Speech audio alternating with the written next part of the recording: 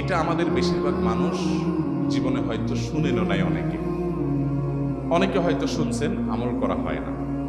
খুব সীমিত সংখ্যক আল্লাহর বান্দার আমলের তৌফিক হয়। সেটা হলো ইয়া যাল জালালি ওয়াল ইকরাম। এটা একটা জিকির, আল্লাহ তাআলাকে ডাকা, আহ্বান করা, এটাই জিকির। ইয়া যাল জালালি ওয়াল ইকরাম। নবী করিম সাল্লাল্লাহু আলাইহি সাল্লাম বলেছেন, আলিজু বিয়া যাল জালালি ওয়াল ইকরাম।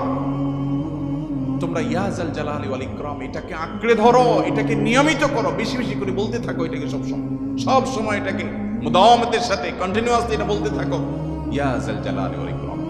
অনেক উলামায়ে কেরাম, মুহাদ্দিসিনে কেরাম ইয়া যাল জালালি ওয়াল ইকরাম কেন নবীজি এত বেশি বলতে বলেছেন, এটার মাধ্যমে আমাদের লাভটা কি, এর ব্যাখ্যা করতে গিয়ে বলেছেন ইয়া যাল জালাল মানে হলো হে মহান, মহান বড়ত্বের অধিকারী, হে জালালের অধিকারী, হে জালাল, ওয়াল ইকরাম হে দানশীল।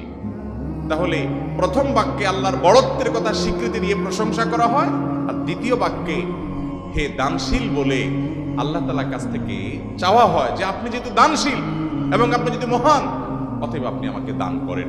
এটা ডাকলেই, আল্লাহকে এই বলে ডাকলেই চাওয়া হয়ে যায়।